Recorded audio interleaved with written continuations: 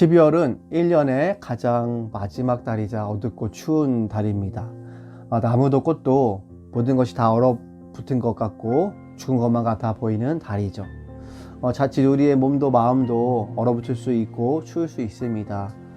그래서 때로는 더 현실이 더 가혹하고 힘들게만 느껴지는 것 같습니다. 이러한 때 우리는 예수님이 하나님의 아들이심과 그분이 겪으신 일들이, 그리고 그분을 따르는 사람들이, 제자들이 겪은 경험을 통해서 이것이 오늘날 우리에게 어떤 의미와 실제가 될 수 있는지 그 은혜를 나눠보고자 합니다. 마가복음은 예수님이 하나님의 아들이심을 3번 선포합니다. 가장 먼저 예수께서 세례를 받으실 때 하늘이 갈라지면서 하나님의 음성이 들리죠. 내 사랑하는 아들이라고 말씀하시죠. 두 번째로 변화산에서 예수님에게서 광채가 나며 구름 속에서 소리가 나되 이는 내 사랑하는 아들이니라 하나님께서 말씀하십니다.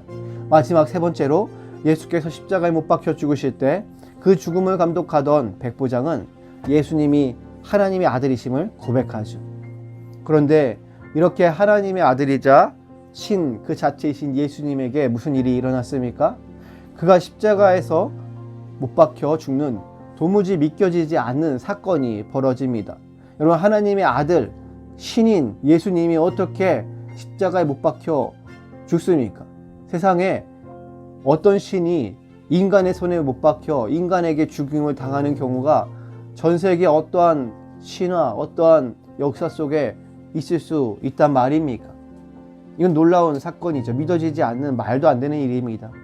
예수님은 그의 3년 반 동안의 공생기간 동안 수많은 사람들을 고쳐주셨습니다. 그들의 귀신을 쫓아내주셨죠. 많은 사람들이 예수님을 따랐습니다. 예수님은 그들과 함께 웃고 울며 그들을 위해 눈물을 흘리셨죠. 로마의 압제와 헤롯의 폭정 가운데 신음하고 괴로워하는 백성들을 위해 함께 아파하셨고 공감하셨습니다. 세상 어떤 신이 이러한 공감과 아픔과 눈물을 흘립니까? 고아와 객과 나그네와 고아를 공률히 여기며 사회에서 천대받고 무시당하는 소외당하는 자들을 진정 아끼고 위하셨습니다. 많은 사람이 예수님을 따르고 사랑했죠.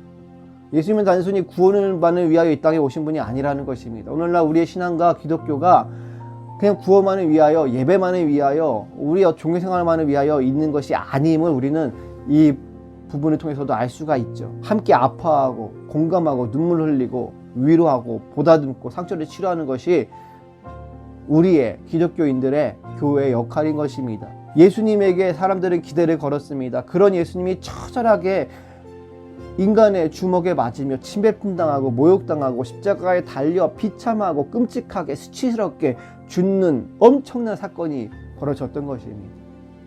많은 사람들이 절망하고 집으로 쓸쓸히 발길을 돌렸습니다. 모든 소망이 무너진 것 같았습니다. 아니, 무너졌습니다. 그들이 걸었던 모든 것이 무너졌던 것이죠.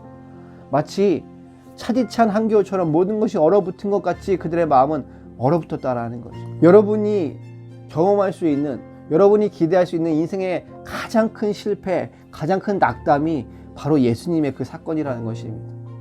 예수님이 안식일 전날인 금요일에 숨을 거두셨습니다. 그리고 나서 토요일인 안식일에 아무도 예수님의 무덤 곁에 가까이 갈 수 없었습니다. 그날은 안식일이었기 때문이죠. 안식일은 하나님이 모든 것을 완성하신 날이죠. 출애굽의 자유와 승리를 기념하는 날입니다. 그럼에도 불구하고 예수께서 무덤에 안치되신 그 안식일은 너무나도 서글픈 날이었습니다. 안식일에 아무것도 할 수 없었기 때문에 안식일이 지난 다음 날인 일요일 아침 일찍이 세 여인은 예수님이 묻힌 무덤가로 향했습니다. 도무지 무슨 생각으로 향품을 사들고 그 무덤가에 갔는지 자신들도 온전한 정신이 아니었죠. 예수님이 묻힌 무덤은 큰 돌로 입구를 막아놓고 로마의 병사들이 그것을 지키고 있었기 때문에 누구도 예수님의 시신에 가까이 갈 수가 없습니다. 그런데도 여인들은 그저 막연히 할 수 있는 것이라고는 그들이 사랑하는 예수님의 시신이 있는 그곳에 어떻게든 가고 싶었습니다. 그들은 여전히 비통하고 슬픈 마음과 예수님이 계신 무덤에 어떻게든 가보고자 하는 마음이 있었습니다.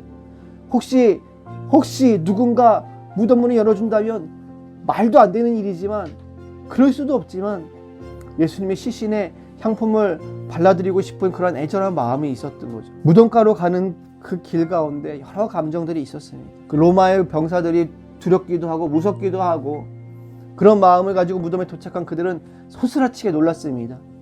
그곳을 지키고 있던 로마의 병사들이 한 명도 보이지 않았습니다. 그 큰 돌이 로마의 병사들이 힘을 모아서 굴려야 하는 그 돌이 굴려져 있었습니다. 도대체 무슨 일이 있었던 것일까? 두려운 마음으로 무덤가에 들어간 그들은 예수님의 시신을 보이지 않고 흰옷을 입은 한 청년이 앉아있는 것을 보았습니다. 이 여인들은 놀랐죠. 과연 이 청년은 누구고 예수님의 시신을 누가 가져온 것일까? 그 청년은 십자가에 못 박힌 나사렛 예수가 살아나셨다 말하였습니다. 가서 제자들과 베드로에게 말을 전하라라고 말합니다. 여인들은 몹시 놀라 떨며 무덤에서 도망쳐 나왔습니다. 무서워서 아무에게 아무 말도 하지 못했습니다. 무덤을 찾아간 이 세 여인 중 막달라 마리아는 예수님을 처음 만날 당시에 7 귀신이 들려 인생이 처참하게 피폐해진 박락하던 여인이었습니다. 예수께서는 그녀에게서 7 귀신을 내쫓으셨고 그녀는 예수님을 인하여 새 삶을 살게 되었습니다. 야고보의 어머니인 마리아는 예수님의 제자 작은 야고보의 어머니이고 살로메는 예수님의 다른 제자 큰 야고보와 요한의 어머니입니다. 이들은 모두 예수님의 큰 은혜를 입었고 예수님으로 인하여 삶이 변화였습니다. 그 이후 예수님에게 삶의 목적과 의미를 두었던 자들입니다. 그런데 예수님이 죽으셨습니다. 이것이 얼마나 큰 충격입니까? 여러분, 예수님에게 큰 은혜를 입었고 예수님 인하여 삶의 변화였습니까? 여러분의 삶의 의미와 목적을 예수님에게 두었던 자들입니까? 그렇다면은 예수님의 죽으심과 부활이 예수님의 모든 사건들이 우리에게 그만큼 생생하게 큰 충격으로 와 닿을 수 있습니다. 하지만 그렇지 않다면 예수님의 그 어떤 것도 우리에게 그다지 와닿지 않는다는 것입니다. 여러분, 그렇습니다. 우리가 삶의 고통과 여러 문제 가운데 각자가 예수님을 만나게 된 간증과 기쁨이 분명히 있을 것입니다. 예수님으로 인하여 저와 여러분의 삶이 변화였습니다. 예수님이 우리의 소망이시고 우리의 인도자십니다. 그런데 하루하루를 살아가노라면 믿지 않는 사람이나 믿는 사람인 우리도 때로 모든 것이 무너진 것 같은, 얼어붙은 것 같은 겨울처럼 모든 것이 얼어붙어 더 이상 꽃도 피지 않고 소망이 없을 것 같은 그런 때가 있습니다. 하나님 모든 것을 완벽하게 완성하신 그 안식일에 우리가 참된 평안과 쉼을 누리지 못하고 절망과 두려움 가운데 낙담 가운데 사로잡힐 때가 있다라는 것입니다. 예수께서 계시지 않고 나에게 응답하시지 않는 것 같은, 과연 살아계시는 것일까? 현실의 문제와 질병과 죄의 문제가 세상 가운데서 예수님은 눈에 보이지 않는 그런 때가 있다는 것입니다. 그 커다란 돌이 우리 앞을 막고 있습니다. 그 로마의 병사들이 그 돌과 돌 앞에 우리를 막고 예수님과 우리 사이를 막아서 더 이상 소망이 없는 것처럼 두려울 때가 있다는 것입니다. 여러분, 우리는 어떻게 해야 될까요? 여러분, 예수님을 바라보시길 바랍니다. 예수님을 사랑하시길 바랍니다. 사랑하는 여러분, 여인들 역시도 슬퍼하며 절망했습니다. 하지만 변하지 않는 한 가지는 무엇입니까? 그들은 예수님을 사랑했다는 것입니다. 예수님을 보고 싶어 했습니다. 향품을 들고 자신들에게 그 돌을 옮길 힘도 능력도 없고 현실적으로 말도 안 되지만 예수님을 사모하는 마음이, 사랑하는 마음이 그들에게는 가득했습니다. 우리가 기억해야 할 것은 모든 문제와 절망에도 불구하고 제가 예수님을 갈망합니다. 사랑합니다. 예수님 보고 싶습니다. 그런 마음이 저와 여러분에게 있어야 한다는 것입니다. 그런 기도를 올려드리시기를 바랍니다. 그 나아감이 우리에게 필요하다는 것입니다. 그럴 때 하나님께서 일하십니다. 여러분, 그 무덤 문을, 그 큰 돌을 누가 옮겼습니까? 로마의 병사들이 옮겼습니까? 여인들이 옮겼습니까? 저와 여러분이 옮겼습니까? 제자들이 와서 옮겼습니까? 아닙니다. 하나님께서 옮기셨습니다. 그리고 예수님을 사망에서 생명을 옮기셨습니다. 하나님께서 예수님을 부활시키셨습니다. 할렐루야. 하지만 이 여인들은 예수님의 부활에 대해 아무 기대가 없었습니다. 상상조차, 꿈조차 꿀 수가 없었습니다. 그래서 그들은 계속해서 두렵고 슬프고 놀랄 수밖에 없었던 거죠. 하지만 천사는 분명히 말합니다. 뭐라고 말합니까? 십자가에 못 박히신, 죽으신 나사렛 예수는 이 무덤 가운데 계시지 않고 살아나셨다. 여러분, 우리의 죄 문제와 질병과 저주와 사망과 그 문제를 가지고 십자가에 못 박혀 죽으신 예수께서 부활하셨습니다. 그 예수님은 우리의 발걸음과 우리의 생각을 뛰어넘어, 우리의 두려움과 떨림을 뛰어넘어 우리보다 먼저 일하시는 하나님이십니다. 예수께서 먼저 제자들보다 갈릴리에 가셔서 그 제자들을 만나십니다. 그 두려움 가운데 꽁꽁 숨어있는 제자들을 찾아가십니다. 그래서 예수 부활은 우리로 하여금 다른 삶을 살게 합니다. 죽음이 전부가 아니라 절망 너머 희망이 있다는 것을 믿게 만들기 때문이죠. 그래서 우리 그리스도인들은 부활이 있음을 믿기 때문에 삶이 우리에게 무엇을 내던지든 예수님을 사모함으로 바라봄으로 다시 일어설 수 있다는 것입니다. 여러분, 올해 6월에 태어난 하진이는 이 겨울을 경험하면서 이 꽁꽁 얼어붙은 나무와 식물들을 보면서 그 푸르름이 사라진 것을 보면서 아, 이제 끝이구나. 이제 더 이상 꽃도 나무도 없고 봄도 없고 여름도 없고 겨울을 처음 나기 때문에. 하지만 봄과 여름을 경험해본 우리는 이 겨울이 끝이 아닌 것을 압니다. 다시 새 생명이 태어나는 것을 안다라는 거죠. 마찬가지입니다. 여러분, 우리 그리스도인들이 삶의 현실과 문제와 고난과 질병 가운데 내 문제와 질병으로 고통스럽지만 그 가운데 소망이 있고 희망이 있는 것은 무엇입니까? 예수께서 부활하셨음을 알기 때문입니다. 우리도 부활함을 알기 때문입니다. 문제와 절망과 질병 가운데 사망 가운데 다시 새 생명이 있음을 알기 때문이죠. 우리 다시 봄과 여름이 있고 꽃이 피고 나무가 피고 열매가 있음을 우리는 알기 때문입니다. 할렐루야. 그것이 우리를 살게 합니다. 로마서 8장은 이렇게 이야기합니다. 내가 확신하노니 사망이나 생명이나 천사들이나 권세자들이나 현재이나 장래이나 능력이나 높음이나 깊음이나 다른 어떤 피조물이라도 우리를 우리 주 그리스도 예수 안에 있는 하나님의 사랑에서 끊을 수 없으리라. 할렐루야. 절망과 두려움과 떨림 속에서도 성경이 말하는 예수 부활의 선포를 믿음으로 세상을 향하여 내 삶을 향하여 여러분 크게 외치고 선포하시기 바랍니다. 예수 부활하셨다. 예수 부활하셨다. 하나님께서 예수님을 죽음에서 살리셨다. 말씀을 맺겠습니다. 여러분, 왜 그리스도인의 삶이 이렇게 밋밋하고 이렇게 축축 처질까요? 우리에게 기적이 없어서, 능력이 없어서, 돈이 없어서 그럴까요? 좋은 일들이 막 있지 않아서? 그런 부분들은 제 생각에는 부분적인 것 같습니다. 그것은 어떤 단순히 응답이 없고 기적이 없어서, 물론 그것도 필요하죠. 하지만 무엇보다 우리 안에 생생한 생각과 그런 감정이 없어서입니다. 여러분, 우리가 살면서 두려움을 경험하고 어떤 어두운 길을 갈 때 얼마나 마음이 두렵고 놀랍니까? 여러분, 이 여인들의 감정이 어떻습니까? 인생을 걸고 삶을 거는 예수님께서 하루아침에 죽은 그 앞에 얼마나 마음이 무너지고 절망하고 아무 희망도 없이 찾아갔던 그 예수님을 사랑하는 사모함과 그 기쁨이 어떤 것이며, 그것을 찾아갈 수 없는 그 제자들의 두려움은 얼마나 깊은 것이며, 그 가운데 이 돌이 굴려지고 로마 병사들이 없었던 그 가운데 아무 희망도 없던 그 여인들은 더 놀라고 두려울 수밖에 없었죠. 들어갔을 때 예수님이 계시지 않은 그 예수님 시신이 없는 그 가운데 그들은 아, 시체가 도둑맞았나? 무슨 일이 생겼나라는 그 두려움과 그 감정밖에 없었던 것입니다. 그 청년을 보면서 그들이 아, 천사구나 이런 생각이 먼저 들었을까요? 그 천사의 존재를 보면서 더 두렵고 떨렸을 뿐입니다. 천사의 말씀을 들었을 때도 그들은 와, 예수님 부활하셨구나, 기쁘고 즐겁고 이런 것이 아니라 두려움입니다. 떨림입니다. 그런 감정이 그 부활의 순간 가운데, 왜요? 부활을 기대할 수 없었기 때문이죠. 부활을 본 적이 없었기 때문입니다. 그리고 그 감정 가운데 마침내 시간이 지나고 아, 예수님이 그들 앞에 계속 나타나시고 말씀하시는 가운데 예수님 부활하셨구나. 그래서 그들은 처음에 두렵고 떨림으로 아무에게도 아무 말도 할 수 없었던 것입니다. 천사의 당부에도 불구하고. 원래 마가복음은 제일 오래된 성경에는 이제 8절 마지막이었다고 해요. 두렵고 떨려서 아무에게도 아무 말도 하지 못하는 거. 여러분, 예수님의 무덤가를 이 세 여인이 찾아갔잖아요. 이 살로메는 누굽니까? 야고보와 요한의 어머니예요. 이 야고보와 요한의 어머니가 어떤 여인인지 아십니까?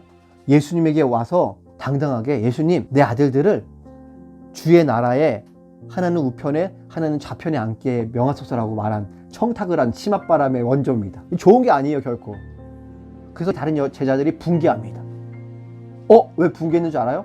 내가 그 자리에 앉아야 되는데. 살로메가 예수님에게 이런 요청을 하시기 전에 예수님이 무슨 말씀을 하셨냐? 제자들에게 예루살렘으로 올라가려 하실 때에 12제자를 따로 데리시고 길에서 이르시되, 보라, 우리가 예루살렘으로 올라가노니 인자가 대제사장들과 서기관들에게 넘겨짐에 그들이 죽이기로 결의하고 이방인들에게 넘겨주어 그를 조롱하고 책짓질하며 십자가에 못 박게 할 것이나 제3일에 살아나리라. 나는 조롱당하고 책짓당하고 십자가에 못 박아 죽을 것이다. 하지만 살아날 것이다. 이 말씀을 하실 그때에 세베대 아들의 어머니가 그 아들들을 데리고 예수님께 와서 절하며 무엇을 구하니? 예수님은 나는 십자가에 죽을 거야, 부활할 거야 말한 그 순간에 이 여인은 전혀 딴 생각을 했다라는 것이죠. 그러한 이 살로메가 예수님의 그 죽으심의 그 충격 앞에 그럼에도 불구하고 예수님을 사모함으로 다른 두 여인과 함께 일찍이 향품을 들고 예수님께로 왔다라는 것입니다. 할렐루야. 그녀에게는 슬픔과 절망과 고통이 있었죠. 그녀의 모든 착각과 소망이 깨어지는 순간이 있었습니다. 그러함에도 살로메는 예수님을 사모하고 사랑하는 마음이 있었다라는 것이죠. 모든 것이 무너진 그 상황 가운데 무덤에 나타난 천사와 빈무덤을 보고 이 여인은 너무나도 놀랐습니다. 이 여인들은 너무나 놀라서 몸을 떨었습니다. 그 상황이 믿겨지지 않고 무서워서 도망갈 수밖에 없었습니다. 그리고 아무 말도 아무에게도 하지 못했습니다. 그만큼 충격이었던 거죠. 여러분, 예수님의 죽으심이 그만큼 여러분에게 충격입니까? 부활이 그만큼 믿겨지지 않는 사건입니까? 그 정도 사건이 돼야 합니다. 사랑하는 여러분, 그렇다면 부활의 삶을 사는 것은 어떤 것일까요? 우선 그것은 예수님과 그분의 복음을, 그분의 죽으심과 살아계심을 생생하게 느끼는 것에서부터 시작합니다.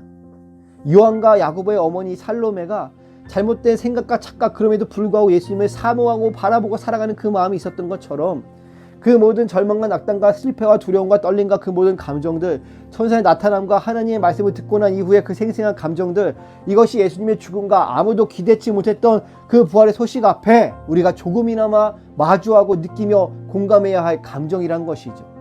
예수님의 죽음과 부활을, 그분의 사역을, 그분의 기적을 너무 당연한 것으로 받아들이지 마십시오. 아, 그래, 있었지. 그래, 예수님 당연히 살아계시고 부활하셔. 전혀 의심이 없는, 의심하지도 못했던, 두려워하지도 않았던, 떨리지도 못했던 그런 신앙을, 저는 정말 그것이 참된 신앙인지 저는 모르겠습니다. 예상치 못했던 예수님의 죽음과 두려움, 절망, 무덤가에서 목격한 그 믿을 수 없는 광경, 아무도 없는 그 상황 가운데 그 두려움과 떨림, 내가 언제 잡혀갈지 모르는 그 제자들이 느꼈던 그 감정들, 그 두려움이 이 여인들에게는 없었을까요? 예수님의 죽음과 부활은 이처럼 말로 설명할 수 없는, 말도 안 되는, 믿겨지지도 않는, 놀랍고 믿을 수 없는 엄청난 사건인 것입니다. 인류 역사상 엄청난 일들이에요. 그것은 절망과 죽음에서 끝나는, 그렇기 때문에 이 말도 안 되는 사건이었기 때문에 예수님의 부활과 그 나타나심이 엄청난 일이었던 것입니다. 그것은 절망과 죽음으로 끝나는 이 모든 세상과 우리 삶의 한가운데서, 그렇기 때문에 하나님께서 행하신 놀라운 기적이며 우리 영원한 소망이 된다는 것입니다. 그렇기 때문에 우리의 오늘의 현실 속에서도 여전히 어려움이 닥쳐오고 그리스도인들에게도 교회에게도 문제가 해결되지 않고 때로는 실수와 죄책과 신앙의 어려움이 있지만 나는 여전히 쓰러지고 이 한 주간을 살아가면서도 죄짓고 쓰러지고 실패하고 예수님께 나아갈 염치도 없지만 예수님의 부활이 있기 때문에 그 부활의 소식 또한 놀랍고 떨리고 겁나기도 하지만 그 부활을 저와 여러분은 믿기 때문에 우리는 부활의 삶을 사는 것입니다. 부활의 삶을 사는 것은요, 그 부활의 믿음으로 오늘, 내일 혹은 다음날 느끼는 우리 안에 여러 가지 휘몰아치는 감정에도 불구하고, 현실의 그러한 폭풍에도 불구하고 계속해서 그 무덤에 묻히신 예수님께로 그리고 그 부활하신 예수님께로 나아가는 것입니다. 그리하여 이 12월에 얼어붙고 죽음 같은 나무와 꽃에도 우리는 다시 따뜻한 기운이 불어 새 생명이 돋아남을 알고 있듯이, 또한 다시 그렇게 될 것을 믿고 있듯이 우리 역시도, 저와 여러분 역시도 절망의 한가운데, 사망의 한가운데서 다시 살아나신 예수 부활의 그 복음을 붙듦으로 얼어붙고 죽은 것 같은 우리의 삶과 신앙이 생명력이 있는 살아있는 하루하루와 신앙생활이 되시기를 주님의 이름으로 축복하며 기도합니다.